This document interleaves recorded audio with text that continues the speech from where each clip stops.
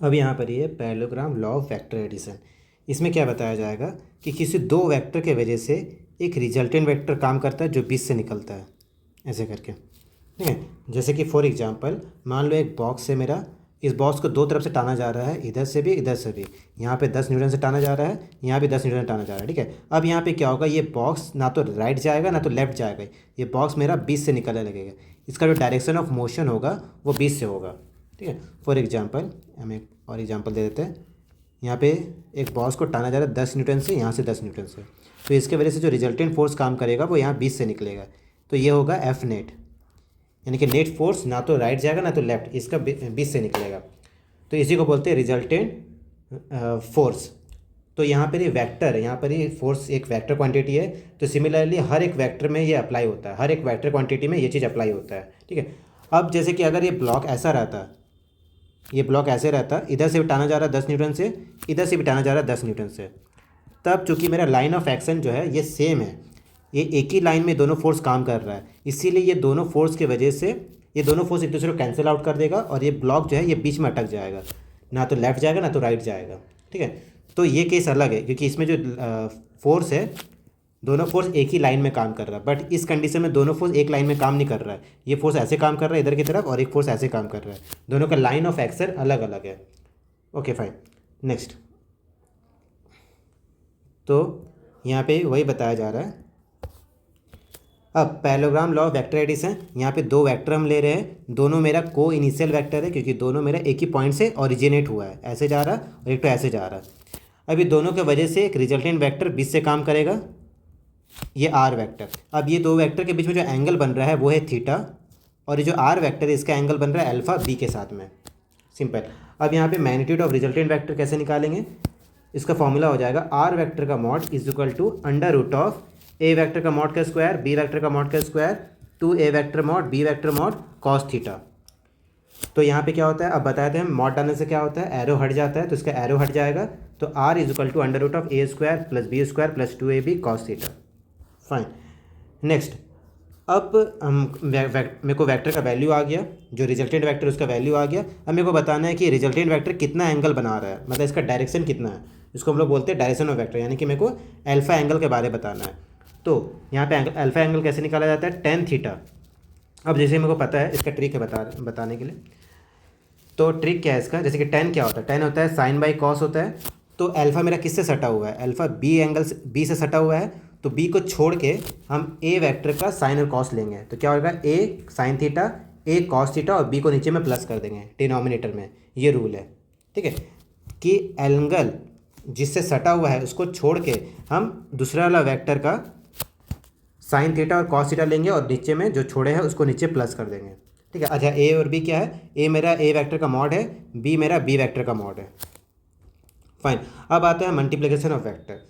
तो vector multiplication दो type का होता है, एक होता है डॉट प्रोडक्ट जिसको हम लोग स्केलर प्रोडक्ट भी बोलते हैं, और एक होता है क्रॉस प्रोडक्ट जिसको हम लोग वेक्टर प्रोडक्ट भी बोलते हैं, ठीक है।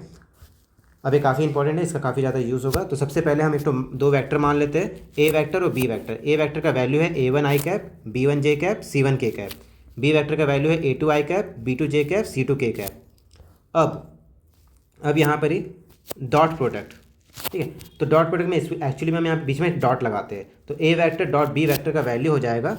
डॉट प्रोडक्ट में क्या होता है, आई वाला वैल्यू आई से मल्टीप्लाई होगा प्लस बी वाला बी से मल्टीप्लाई होगा प्लस सी वाला सी से मल्टीप्लाई होगा, तो a1 a2 b1 b2 c1 c2, ये हो गया।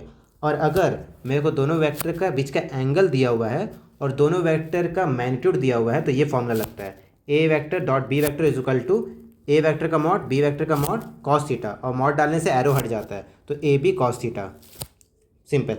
अब इसमें नोट क्या क्या है, देखो, जैसे कि इफ़ अगर ए वेक्टर और बी वेक्टर के बीच में 90 डिग्री बन रहा है, ठीक है, तो पहली बात तो ये फॉर्मूला याद रखना है, इंपॉर्टेंट है, ठीक है। अब यहाँ पे नोट्स है कि अगर ए और बी के बीच में अगर 90 डिग्री बन रहा है तो थीटा मेरा 90 डिग्री होगा, और कॉस 90 क्या होता है, कॉस 90 जीरो होता है, तो कॉस थीटा का वैल्यू जीरो हो जाएगा। कॉस थीटा का वैल्यू जीरो होगा तो ये पार्ट अल्टीमेटली जीरो हो जाएगा, तो ये पूरा पार्ट मेरा जीरो हो गया, ये पार्ट जीरो हो गया, तो ये वाला ऊपर वाला पार्ट भी जीरो हो जाएगा, ठीक है। तो देखो यहाँ पे क्या हो जाएगा, ए डॉट बी का वैल्यू जीरो हो गया, ए डॉट बी का वैल्यू जीरो हो गया, तो ए डॉट बी किसके इक्वल है, इसके इक्वल है, तो ये वाला पार्ट भी जीरो हो जाएगा, ठीक है। अब नेक्स्ट, अगर मेरा ए वेक्टर और बी वेक्टर पैरेलल रहा तो उस केस में क्या होगा, एंगल मेरा 0 डिग्री बनेगा। पैरेलल वेक्टर में जैसे कोई लाइन पैरेलल है तो उसके बीच में कोई एंगल नहीं बन रहा है, 0 एंगल, तो एंगल 0 डिग्री बन रहा है। और कॉस 0 का वैल्यू 1 होता है, कॉस 0 का वैल्यू 1 होता है तो इसका वैल्यू मेरा ए बी आ जाएगा, equal to A dot B equal to A B हो जाएगा। और ऊपर वाला पार्ट के हिसाब से हम लोग ऐसे निकालेंगे, A1/A2 B1/B2 equal to C1/C2।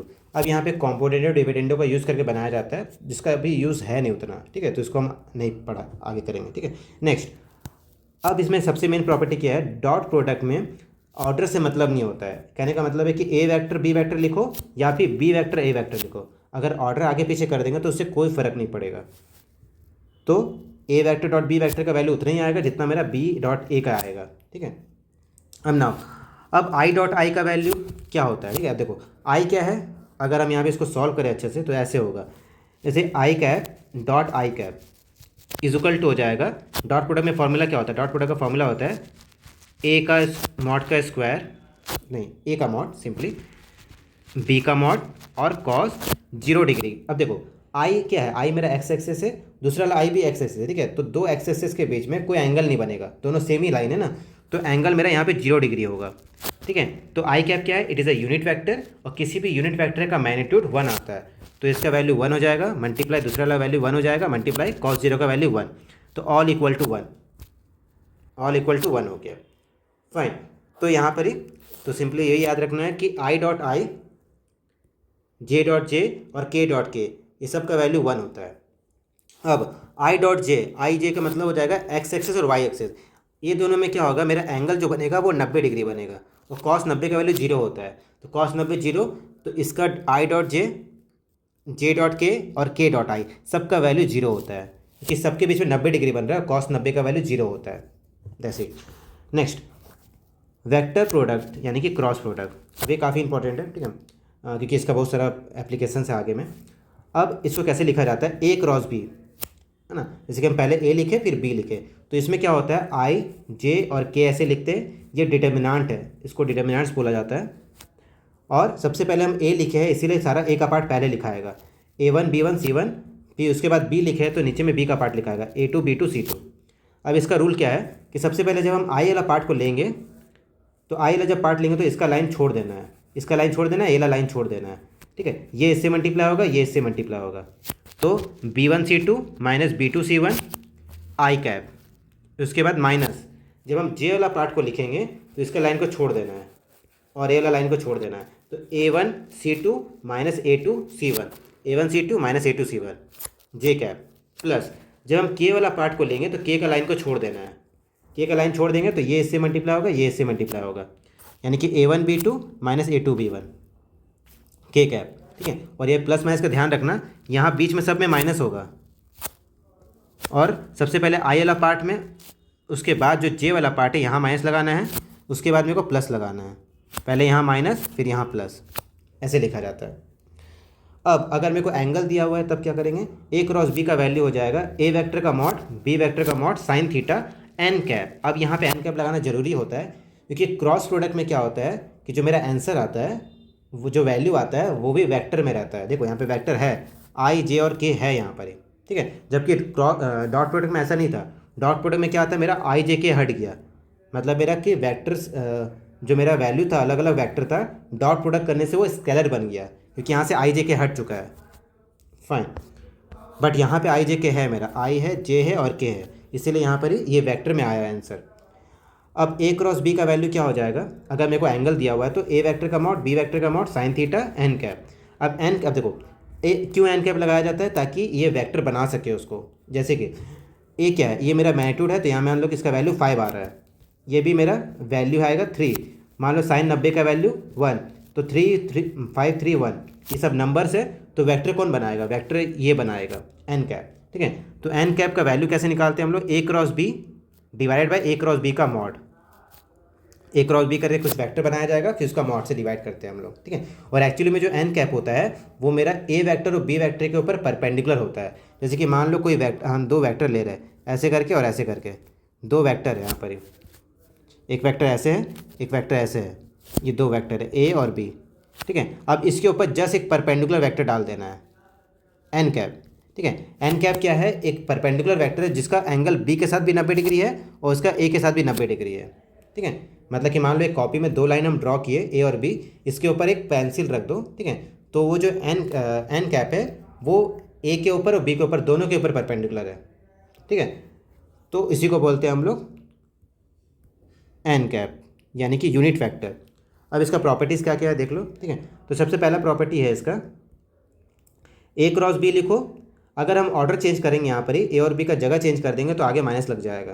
ठीक है, डॉट प्रोडक्ट में ऐसा नहीं था, डॉट प्रोडक्ट में ऑर्डर चेंज करें तो कोई फर्क नहीं पड़ता। अब नेक्स्ट, अगर ए और बी परपेंडिकुलर हुआ तो 90 डिग्री का एंगल बनेगा और साइन 90 का वैल्यू 1 होता है, तो यहाँ पे साइन 90 का वैल्यू 1 लिख दिए, ए बी एन कैप आ गया। नेक्स्ट, अगर ए और बी पैरेलल हुआ तो उस केस में एंगल मेरा 0 डिग्री बनेगा और एंगल 0 बन रहा है तो साइन 0 का वैल्यू 0 होता है, इसीलिए यहाँ पर ए क्रॉस बी का वैल्यू भी 0 आएगा। ठीक है, अब ये काफ़ी इंपॉर्टेंट अलग चीज़ है, आई कैप एन कैप और जे कैप को लेके। तो हम ऐसे इसको पहले लाइन से लिखते हैं, आई कैप जे कैप एन कैप। अब यहाँ से एक क्लॉकवाइज एंगल में हम चलते हैं, यहाँ से क्लॉकवाइज। ठीक है, तो इससे ये कब समझ में आता है कि जब हम आई का जे के साथ क्रॉस करेंगे तो के आएगा, जब हम जे का के के साथ क्रॉस करेंगे तो आई आएगा, और जब हम के का आई के साथ क्रॉस करेंगे तो जे आएगा। वही चीज़ यहाँ पे लिखा है, देखो I cross J is equal to K cross I, K cross J cross K is equal to I and K cross I is equal to J. तो इसको सिंपली याद रखना है। ठीक है, ऑल्दो इसका यूज़ होगा नहीं उतना। ठीक।